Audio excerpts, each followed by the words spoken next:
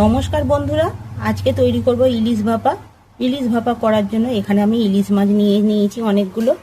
ইলিশ মাছ ভাপা করার জন্য এখানে শুকনো লঙ্কা, কাঁচা লঙ্কা মিক্সিতে দিয়ে দেবো। এবারে দিয়ে দেবো পোস্ত, এবারে দিয়ে দেবো কালো সর্ষে, সাদা সর্ষে, এবারে দিয়ে দেবো কিছুটা জিরে। এবারে জল দিয়ে এগুলো পেস্ট করে নেব। সব মশলাগুলো পেস্ট করে নিয়েছি, দেখুন কি সুন্দর হয়েছে। এবারে এই পেস্টটা পুরো দিয়ে দেবো মাছে। এবারে দিয়ে দেবো হলুদ গুঁড়ো, এবারে দিয়ে দেবো কয়েকটা কাঁচা লঙ্কা, এবারে দিয়ে দেবো সর্ষের তেল,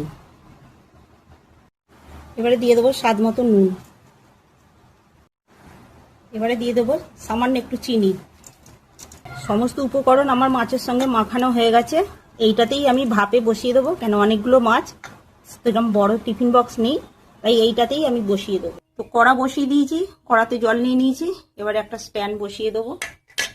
এবারে মাছের গামলাটা বসিয়ে দেবো। এবারে একটা চাপা দিয়ে দেবো। তো এই কাপড় ছেঁড়া দিয়ে একটু চারিদিকটা ঘিরে দেবো, নাহলে এর ভাপটা বেরিয়ে যাবে।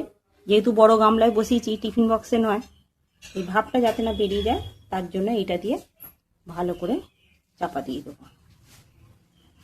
আমার এখানে ভাপা রেডি হয়ে গেছে। এবারে খুলে দেখাবো কিরম হয়েছে।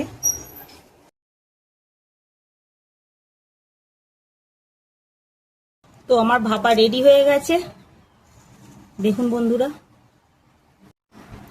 ইলিশ মাছের ভাপা কেমন হয়েছে অবশ্যই বন্ধুরা কমেন্ট করে জানাবে। আর যদি ভালো লাগে ভিডিওটা অবশ্যই শেয়ার করে পাশে থাকবে।